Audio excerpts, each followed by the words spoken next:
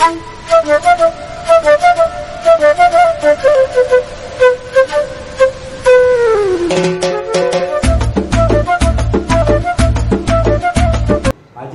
ધોરણ 7 વિષય ગણિત અને પૂર્ણાંક સંખ્યાઓ વિશે જોઈશું। પૂર્ણાંક સંખ્યાઓ વિશે જોતા પહેલા આગળના ધોરણમાં જે સંખ્યાઓ વિશે અભ્યાસ કરી ચૂક્યા છે એ જાણવી ખૂબ જ જરૂરી છે। પૂર્ણાંક સંખ્યાઓ જાણતા પહેલા પ્રાકૃતિક સંખ્યાઓ, પૂર્ણ સંખ્યાઓ શું છે એ વિશે જાણવું ખૂબ જ જરૂરી છે। તો સૌપ્રથમ આપણે જોઈશું પ્રાકૃતિક સંખ્યાઓ। તો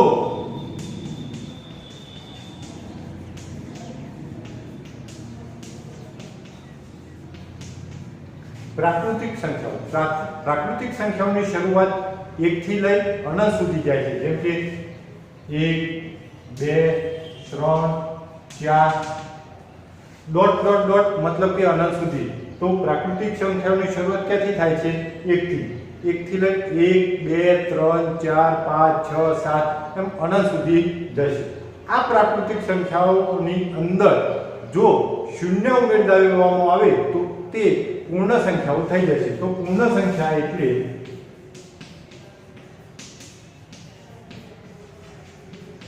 ક્યાંથી શરૂઆત થશે? 0 1 2 3 4 10। એટલે પ્રાકૃતિક સંખ્યાઓ 1 2 3 4 5 6 7 8 એમ અનંત સુધી, જ્યારે પૂર્ણ સંખ્યાઓ એટલે 0 1 2 3 4 આ બધી। હવે તમને પ્રશ્ન કે પૂછવામાં આવે કે સૌથી નાની પૂર્ણ સંખ્યા કઈ છે? કઈ પૂછી મિત્રો? પૂર્ણ। તો પૂર્ણ સંખ્યા પૂછી એટલે આપણે ધ્યાન આપવાનું, ત્યારે 1 આવશે નહીં। પૂર્ણ પૂછી એટલે સૌથી નાની પૂર્ણ સંખ્યા હોય તો કઈ આવે? 0।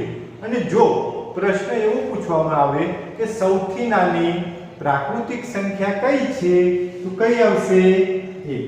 હવે આપણે આ પ્રાકૃતિક સંખ્યાની સંખ્યા રેખા ઉપર દર્શાવ્યું હોય તો પ્રાકૃતિક સંખ્યાની સંખ્યા રેખા 1 થી શરૂઆત થશે। 1 2 3 4 5 6 અહીં 1 થી શરૂઆત કરી 2 3 4 5 6 આ બાજુ તીર છે, આ બાજુ નથી। એનો મતલબ એમ થાય કે પ્રાકૃતિક સંખ્યાની સંખ્યા રેખા 1 થી શરૂ થઈ અનંત સુધી જાય છે। આપણી મર્યાદા હોય કે 6 7 8 9 10 ત્યાં સુધી દર્શાવી શકીએ, આગળ દર્શાવી શકતા નથી, એટલે એટલા માટે તીરનું નિશાન કરેલ છે। આ થઈ પ્રાકૃતિકની સંખ્યા રેખા।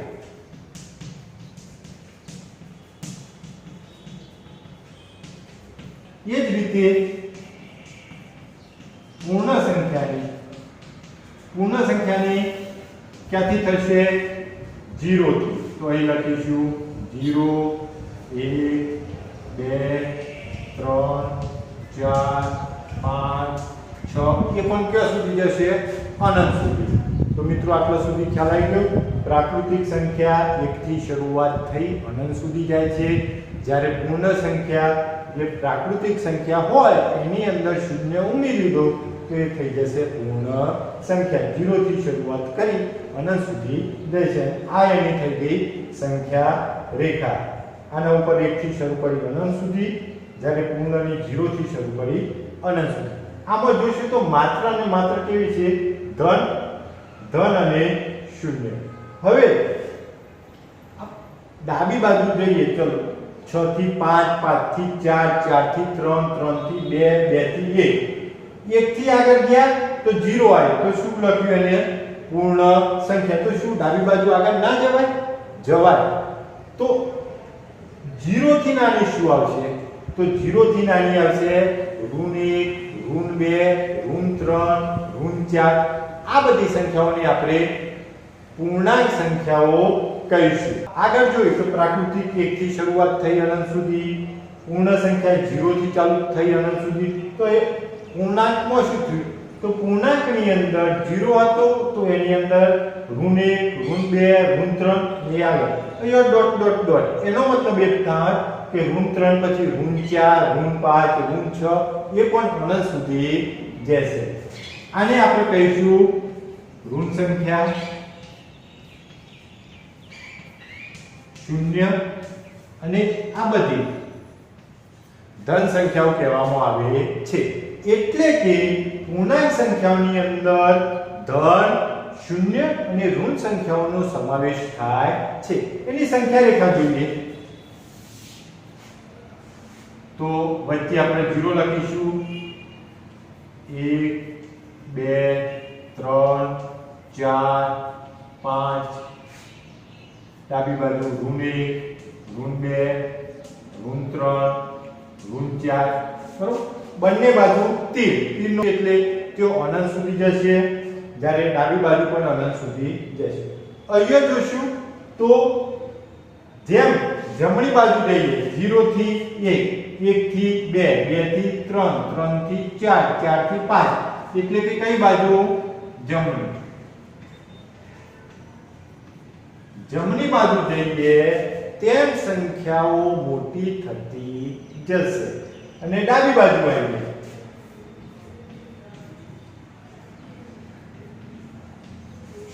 અહીંયા જુઓ 5, 5 થી નાના 4, 4 થી 3, 3 થી 2, 2 થી 1, 1 થી 0, 0 થી ઋણ 1, ઋણ 1 થી ઋણ 2, ઋણ 2 થી ઋણ 3, ઋણ 3 થી ઋણ 4, ઋણ 4 થી શું આવે?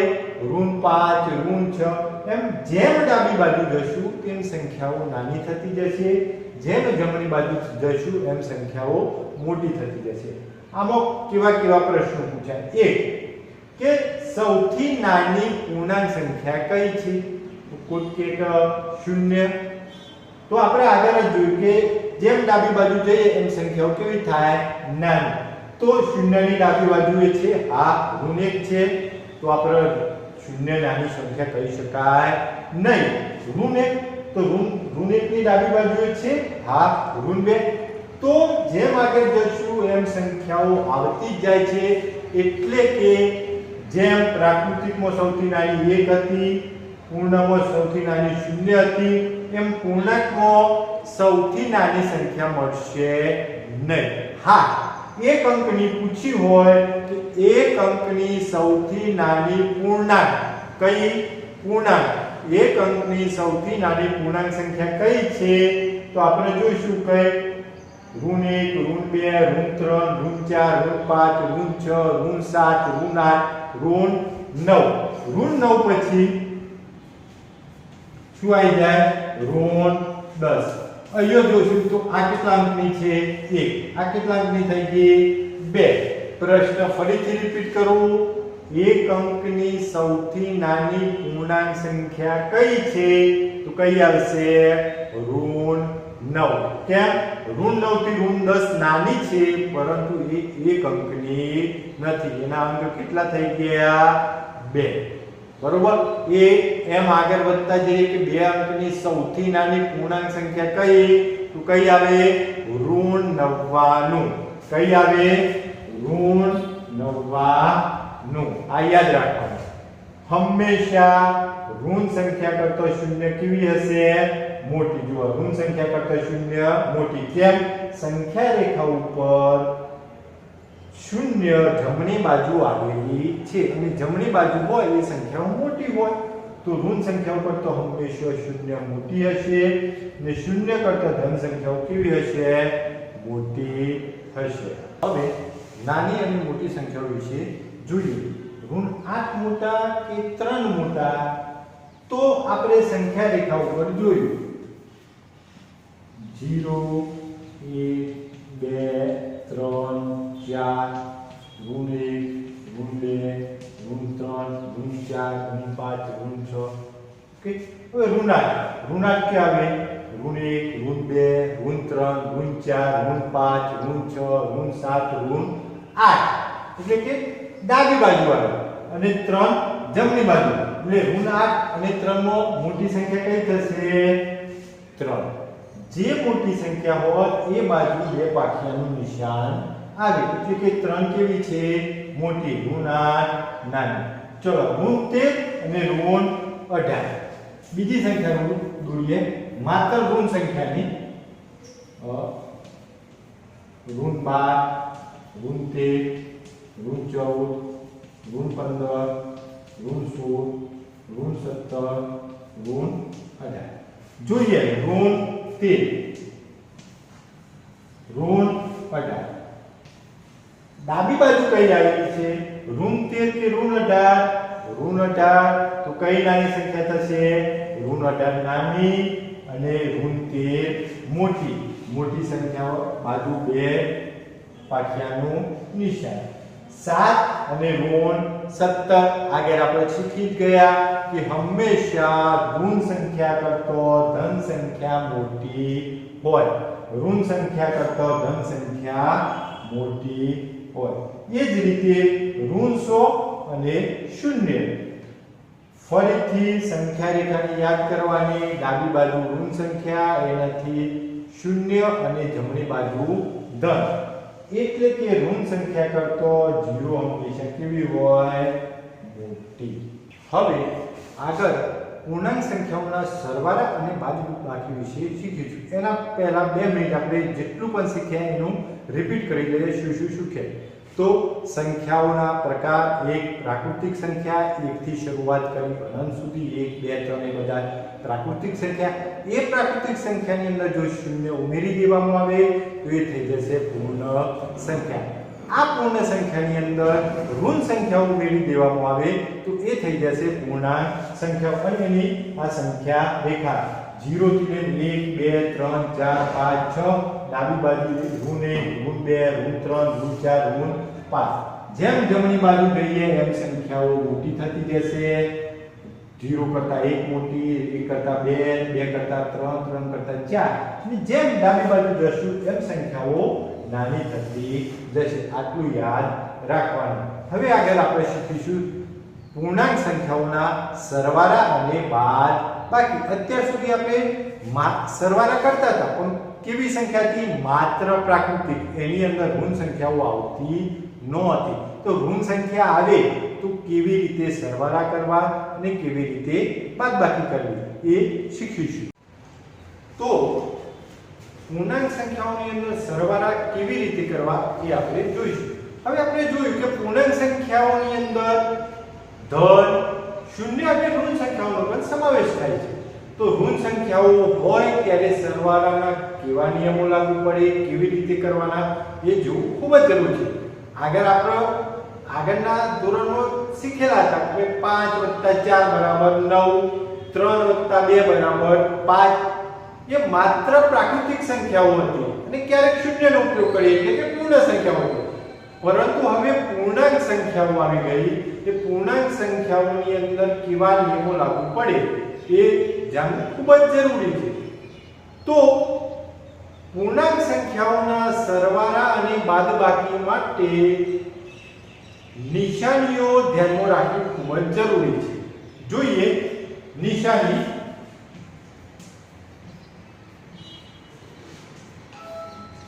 જો સરખી નિશાની તો પ્રક્રિયા કરવાની રહેશે સરવાળાની ફરીથી જો નિશાની કેવી હોય સરખી સરખી એટલે કે બંને કેવા હોય પ્લસ પ્લસ એટલે કે ધન અથવા બંને કેવા હોય ઋણ તો નિશાની કેવી છે સરખી તો પ્રક્રિયા કરવાની નિશાની કરવાની સરવાળાની પ્રક્રિયા કરી જે જવાબ આવે એ જવાબની અંદર નિશાની ધ્યાનમાં ન લો અને જે અંક મોટો હોય એ મૂકવાનો રહેશે એટલે નિશાની ધ્યાનમાં ન લઈ મોટા અંક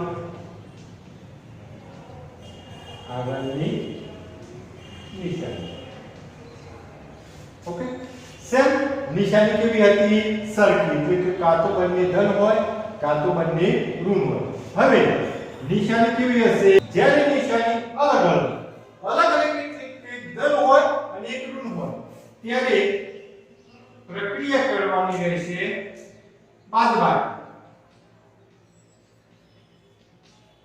બાદબાકી એટલે કે તફાવત અને જવાબની આગળ નિશાની આવશે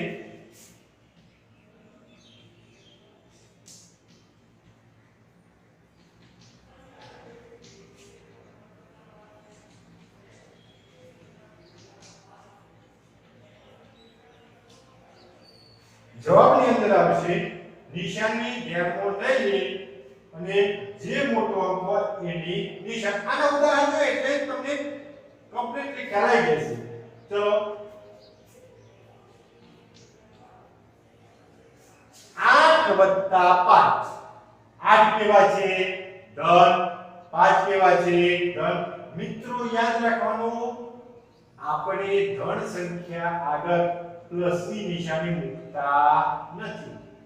કારણ કે ધન હોય 6 કેવા છે? ધન. તો આપણે પ્લસ 6 સમજી લેવાનું. આ નિશાની મૂકવાની જરૂર રહેતી નથી. એટલે કે આ બંને 8 અને 5 કેવા છે? બંને ધન. નિશાની કેવી? સરખી. પ્રક્રિયા શું કરવાની રહેશે? સરવાળા. 8 ને 5 30. હવે આ જે જવાબ આવ્યો એ જવાબની આગળની નિશાની, તો નિશાની ધ્યાનમાં ન લઈ મોટા અંકની આગળની નિશાની. તમે આ બંનેમાંથી અંક કયો મોટો? 8. નિશાની ધ્યાનમાં લો. 8 મોટો. 8 કેવા છે? ધન. તો કઈ જવાબ શું આવશે? 13 પ્લસ 13. આપણે આગળ પણ કહ્યું કે ધન સંખ્યા આગળ પ્લસ આવે આપણે મોટા ભાગે લખતા નથી, પ્લસ દર્શાવતા નથી, પણ સમજી જવાનું કે આ કઈ સંખ્યા છે? ધન સંખ્યા. ચલો બીજું એક ઉદાહરણ લઈ લઈએ.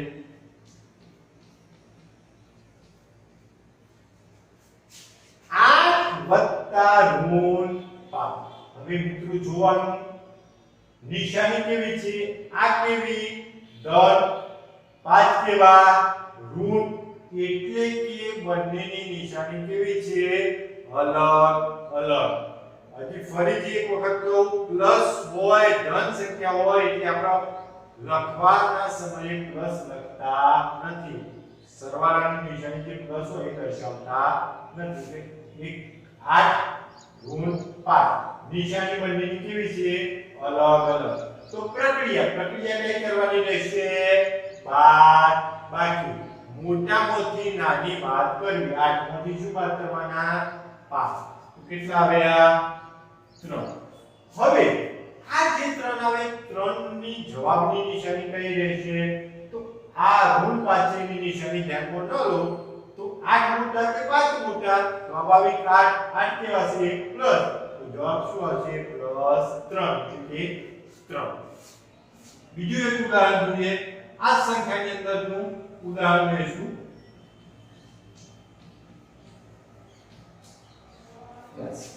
ઋણ 8 વત્તા 5. હવે વિચાર કરો મિત્રો, નિશાની કેવી છે? સરખી છે કે અલગ અલગ? યસ, આ 8 છે એની આગળ કઈ નિશાની છે? એટલે કે 8 ને પણ શું છે? ઋણ 8. આ કેવા છે? 5. એટલે કે એક ધન સંખ્યા છે અને બીજી સંખ્યા ઋણ. એટલે કે નિશાની અલગ અલગ છે. તો કઈ પ્રક્રિયા કરીશું આપણે? બાદબાકીની પ્રક્રિયા કરતા સમયે યાદ રાખવાનું કે મોટામાંથી નાનો બાદ કરવો. મોટામાંથી નાનો બાદ કરવો એટલે ફરીથી તમને આગળ કહ્યું, નિશાની ધ્યાનમાં લઈ અને મોટી સંખ્યા હોય એમાંથી બાદ કરવો. આ ઋણ 8 છે પણ આ નિશાની ના ધ્યાનમાં લો તો કેટલા થાય? 8. 8 માંથી કેટલા બાદ કરવાના? 5. યાદ રાખજો ફરીથી મિત્રો, ભલે વચ્ચે સરવાળો છે એટલે સરવાળો થશે નહીં. કેમ નહીં થાય? બંનેની નિશાની અલગ અલગ છે એટલે પ્રક્રિયા શું થશે? બાદ બાકી. અત્યાર સુધી તમે આગળના ધોરણમાં એવી જ રીતે શીખેલા છો ભાઈ, વચ્ચે પ્લસ હોય, વત્તાકાર હોય એટલે ઉમેરવું. હવે આપણે સાતમામાં આવી ગયા, પૂર્ણાંક સંખ્યાઓ શીખીએ છીએ, ઋણ સંખ્યાઓ આવી ગઈ એટલે એના અંદર આગળના જે સરવાળાની નિશાની હોય એટલે સરવાળા કરતા હતા એ થશે નહીં. ખાસ આજુબાજુના અંકોની જ નિશાની ધ્યાનમાં લઈને આપણે સરવાળો થશે કે બાદબાકી એ નક્કી કરી શકીશું. ભલે કે વચ્ચે સરવાળો હોય તો નિશાની અલગ અલગ છે. આથી 8 માંથી કેટલા બાદ કરીશું? 5. તો કેટલા વધશે? ખાસ ધ્યાનમાં રાખવાનું મિત્રો કે જવાબની નિશાની હંમેશા નિશાની ધ્યાનમાં ન લો અને જે હોય એ મૂકવાની રહેશે. એટલે કે 5 અને ઋણ 8 ઋણ 8 ની નિશાની ધ્યાનમાં ન લો તો કેટલા થશે 8 હવે 8 મોટા કે 5 મોટા યસ 8 8 ની નિશાની શું છે માઈનસ ઋણ કઈ નિશાની આવશે ઋણ 3 ફરીથી એક દાખલો ઋણ 8 વત્તા ઋણ 5 ઋણ 8 વત્તા ઋણ 5 હવે જુઓ બંનેની નિશાનીઓ કેવી છે સરખી નિશાનીઓ તો કઈ પ્રક્રિયા કરવાની સરવાળાની 8 + 5 કેટલા થાય 13 જવાબની નિશાની મોટી સંખ્યા હોય એટલે કે મોટો અંક હોય એની આગળ 8 મોટા કે 5 8 એની આગળ કઈ નિશાની છે માઈનસ કેટલા આવશે -13 એટલે કે ઋણ 13 હજુ મિત્રો બીજા બે ચાર વધુ ઉદાહરણ એટલે મગજમાં કોન્સેપ્ટ ક્લિયર થઈ જાય માઇન્ડ ની અંદર એટલું યાદ રાખવાનું કે જો નિશાની સરખી હશે એટલે કે બંને ધન હશે કે બંને ઋણ હશે તો સરવાળો કરવાનો એક ધન હોય બીજી ઋણ હોય તો બાદબાકી કરવાની અને જવાબની નિશાની હંમેશા જે કોઈ નિશાની હોય એ ધ્યાનમાં ન લઈ જે મોટી સંખ્યા હોય એ મોટી સંખ્યા જો ધન હોય તો ધન મૂકવાનો અને ઋણ હોય તો ઋણ મૂકવાનું જોઈએ બે ચાર ઉદાહરણ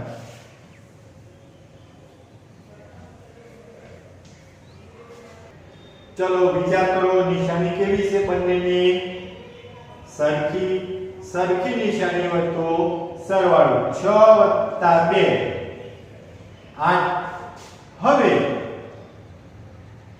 નિશાની ધ્યાનમાં ન લો તો બંનેમાંથી કયો અંક મોટો છે 6 એની આગળ શું નિશાની છે ઋણ તો જવાબ શું આવશે ઋણ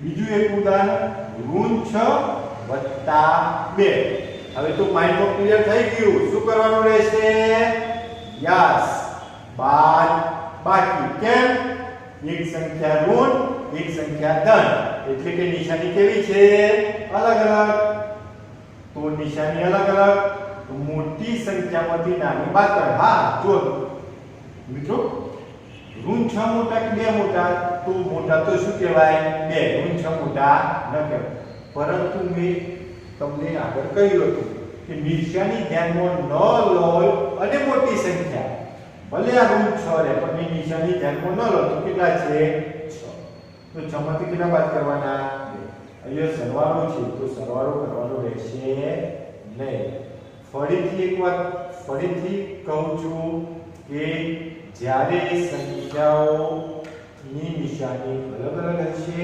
ત્યારે બાદબાકી કરવાની રહેશે વચ્ચે બંનેની સરવાળો હોય અહીંયા તમે જો અહીંયા બાદબાકી હતી તો પણ આપણે સરવાળો કર્યો એ સરવાળો છે તો શું કરીશું બાદબાકી કેમ આ કઈ સંખ્યાઓ છે પૂર્ણાંક એની અંદર ઋણ સંખ્યાઓ આવે છે એટલે જે નિયમો હોય એ પ્રમાણે આપણે કરવું પડે 6 માંથી કેટલા બાદ કરવા પડશે 2 6 માંથી 2 જાય તો 4 જવાબની નિશાની કઈ આવશે તો નિશાની ધ્યાનમાં ન લો તો 6 મોટા કે 2 મોટા 6 અને કઈ નિશાની છે ઋણ તો શું આવશે ઋણ 4 ફરીથી એક ઉદાહરણ જોઈએ